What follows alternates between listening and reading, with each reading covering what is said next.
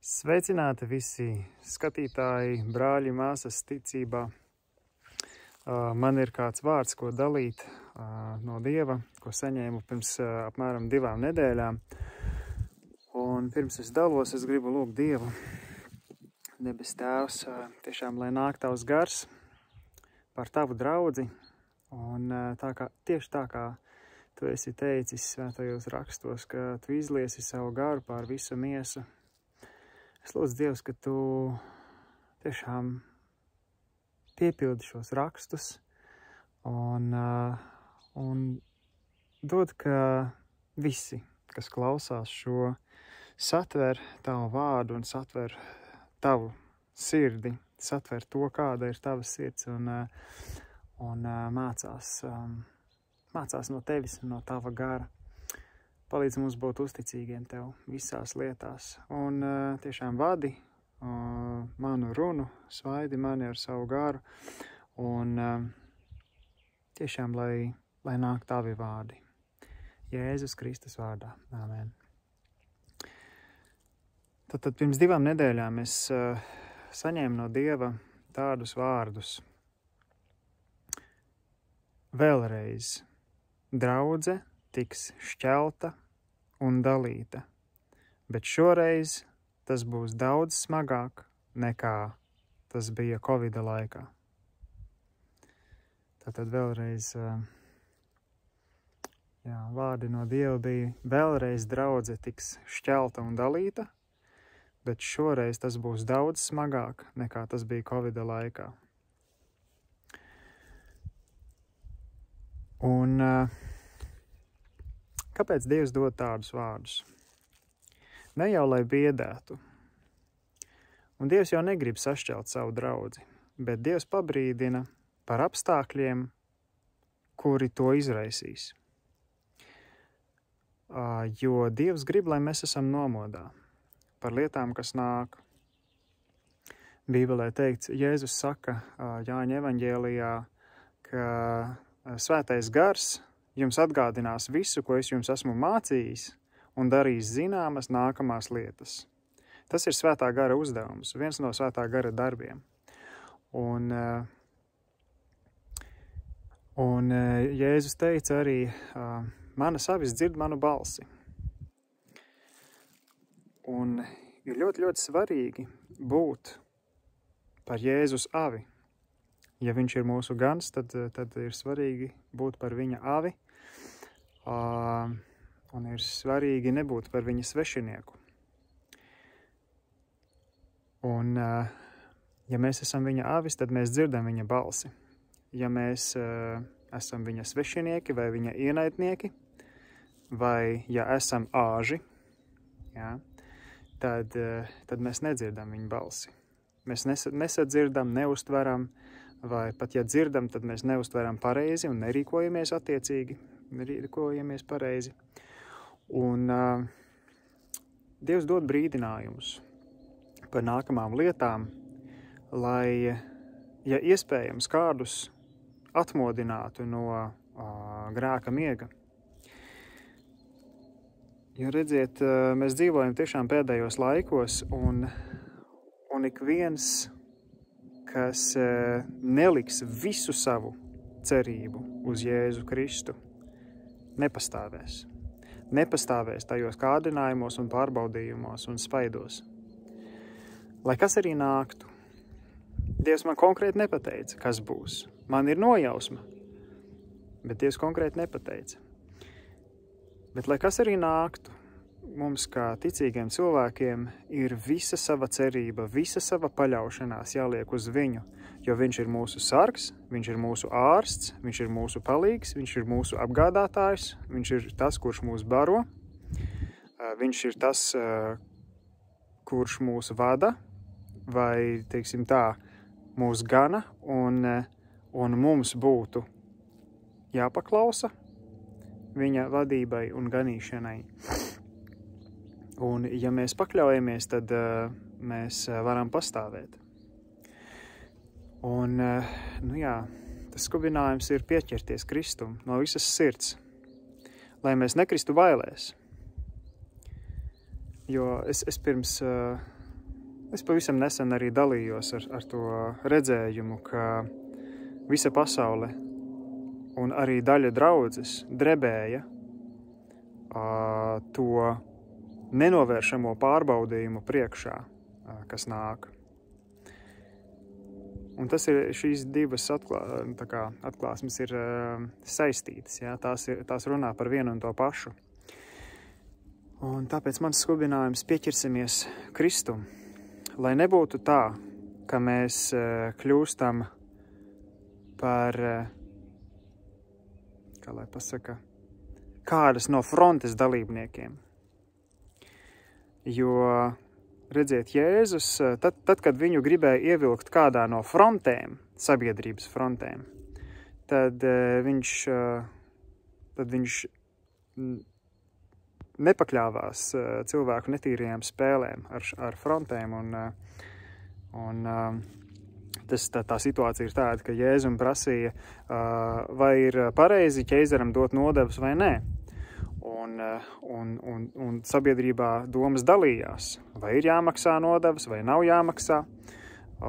Jo, ja tu maksā, tad tu esi Romas impērijas atbalstītājs, un ja tu nemaksā, tad tu esi dumpinieks, un kā tad ir pareizi? Un Jēzus saka, dodiet ķeizaram, kas ķeizaram pieder, un dodiet Dievam, kas Dievam pieder. Un saprotiet, ja Jēzus būtu pateicis vienu no viņu dotajām piedāvātajām atbildēm, viņš uzreiz kļūtu par pretējās frontes ienaidnieku. Un tad tie viņu nomušītu vienkārši. Tas bija viņu paņēmiens, tas bija viņu mēģinājums sakūdīt tautu pret Jēzu. Bet tas viņiem neizdevās, tāpēc, ka Jēzum bija dievišķa gudrība. Un mums arī, ja mēs esam viņa avis, tad mēs lietodami viņa gudrību un staigādami svētajā garā, lai mēs nenokļūstam kādā no frontēm un lai nekļūstam par gaļas mašīnas materiālu. Nav tā, ka Jēzus pasargās mūs no grūtībām, bet ir ļoti, ļoti svarīgi būt Jēzus pusē, nevis kādā no cilvēciskajām frontēm. Un tur būs jāpastāv, būs jāiztur, būs jāpacieš cilvēku spiediens. Bet tas, kurš pastāv līdz galam, tas tiks izglābts.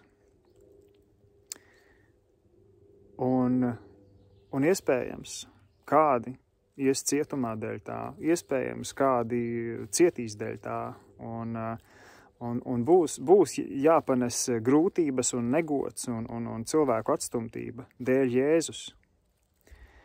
Un draudzes šķelsies, un ir svarīgi gan draudžu vadītājiem, mācītājiem, gan arī vienkāršiem draudzes locekļiem, ir svarīgi nenostāties vienam pret otru, bet meklēt Kristu kopīgi. Tas ir ārkārtīgi svarīgi. Meklēt Kristu, Jēzu Kristu kopīgi kā draudzei. Un meklēt jau tagad, jau laicīgi, pirms šie pārbaudījumi nāk, lai vēlns neaptītu mūs ar pirkstu un lai viņš nepavērstu mūs vienu pret otru, saprotat? Bet Dievs arī tā kaut kā jau ļoti, ļoti ilgi ir manā sirdī runājis, ka pēc tam nāks atmoda. Šis būs tas iemesls, kāpēc nāks atmoda, bet ļoti, ļoti daudzi cilvēki, arī ļoti daudzi kristīgi vadītāji pakļausies sistēmai un neatzīs atmodu. Viņi neatzīs atmodu. Un Dievam sāp sirds par to, jo viņš jau to redz, jo viņš nav iesaistīts laikā, viņš ir ārpus laika. Tāpēc stiprināsim savu ticību, būsim nomodā ar aizlūgšanām cits par citu, un par Kristus miesu kopumā, lai Kristus miesa pastāv visās situācijās, lai lai esam nomodā, lai varam pagodināt Kristu ar visiem lēmumiem. Un lai neskrienam pakaļ pasaulē un tās risinājumiem. Jo Dievs ir mūsu sargs, mūsu palīgs, viņš ir arī tas, kurš mūs baro, viņš ir tas, kurš mūs apgādā, un viņš ir tas, kurš spēj risināt lietas tur, kur mēs tās nespējam risināt. Lai Dievs jūs svētī, lūgsim Dievu, debes Tēvs. Paldies, ka tu brīdini par nākamām lietām. Tiešām piepildi savu draudzi ar savu vārdu un šķīstī no visas tumsas, kas kavē kristiešiem, kas kavē kalpotājiem, kas kavē mācītājiem pakļauties tev, kas kavē pilnībā uzticēties tev. Tiešām šķīstī no visiem tumsas darbiem, no visām slepenām kauna lietām. Un es lūdzu, Dievs, ka tu dziedini un šķīstī dvēseles un dzīves un sirdis un prātus, lai tie ir Kristum paklausīgi. Un tiešām dod debes Tēvs, ka Jēzus asinis kļūst visdārgākais mums. Nevis mūsu komforts, nevis mūsu drošība, bet Jēzus asinis. Un Jēzus augšām celšanās. Tiešām, lai nāk tavs gars pār tavu draudzi, ar spēku, ar mīlestību, ar gudrību, kā pastāvēt, kā atbildēt, kā rīkoties, kādus lēmumus pieņemt, Dievs, jo tiešām šie pārbaudījumi būs ļoti, ļoti smagi. Un tie pārbaudījumi būs dzīvības un nāves jautājums, debes Tēvs. Jēzu, tiešām! Tas būs dzīvības un nāves jautājums. Tas būs ticības un neticības jautājums. Tas būs jautājums par to, vai mēs saglabājam attiecības ar tevi, vai mēs tās iznīcinām. Jā, debes Tēvs, tiešām stiprini un sargā ikvienu, kas piesauc tavu vārdu. Stiprini un sargā, lai mēs neklūpam pārbaudīšanas stundā. Jo tā nebūs īsa. Tas arī vilksies ilgu laiku, un mums būs ar pacietību jāiemanto apsolījumi. Tiešām, debes Tēvs, lai tavs gars nāk par tavu draudzi, ar spēku, ar mīlestību, ar savaldību, ar atturību. Tiešām, lai piepildi mūs, ka mūsos valda Kristus prāts, nevis miesas prāts. Un palīdz mums neatzist mīlestībā, bet liec, lai mīlestība mūsos vairojas, nevis iet mazumā. Un tiešām svētī arī mūsu sirdis, ka mēs no visas sirds varam svētīt mūsu valdību, kurai būs jāpieņem ļoti, ļoti smagi lēmumi, ļoti grūti lēmumi. Un tiešām svētī, debes Tēvs, mūsu valdību. Jā, jo tie pārbaudījumi tiešām būs ļoti, ļoti smagi un grūti. Bet paldies Tev, Dievs, ka visās šajās lietās mēs esam uzvarētāji Tavā spēkā un Tavā mīlestībā. Un paldies Tev, debes Tēvs, ka visas lietas nāk par labu tiem, kas Tevi mīl. Tu to vienkārši vērs par labu tiem, kas Tevi mīl, kas izvēlās likt uz Tevi cerību, kas izvēlās uz Tevi paļauties. Paldies Tev, debes Tēvs, ka Tu lieto savu milzīgo spēku, ka negatīvas situācijas tiek vērstas mums par labu. Paldies Tev, Dievs, ka varam pastāvēt situācijās un kārdināšanās un spaidos un ļoti, ļoti biedējošās situācijās. Paldies Tev, Jēzu! Un tiešām arī dod stipru ticību, ka Tu esi mūsu ārsts, ka Tu vari uzturēt mūsu dzīvību, mūsu elpu, mūsu sirdspūkstus. Jā, paldies Tev, Dievs! Tu esi tas, kas pārsien mūsu brūces, gan mūsu miesai, gan mūsu dvēselē, gan mūsu garām. Tu esi tas, kas mūs stiprina. Bet pat ja mums jāatdod savu dzīvību Tevis dēļ un Tava vārda dēļ, tad lai tas ir tiešām Tevi pagodinot. Jēzus vārdā. Āmen.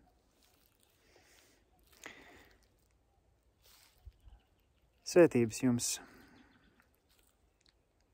Un tiešām, lai Dievs jūs stiprina, iedrošina, jo nāk atmoda. Dievs jau to redz. Un Dievs to veido jau tagad. Atā.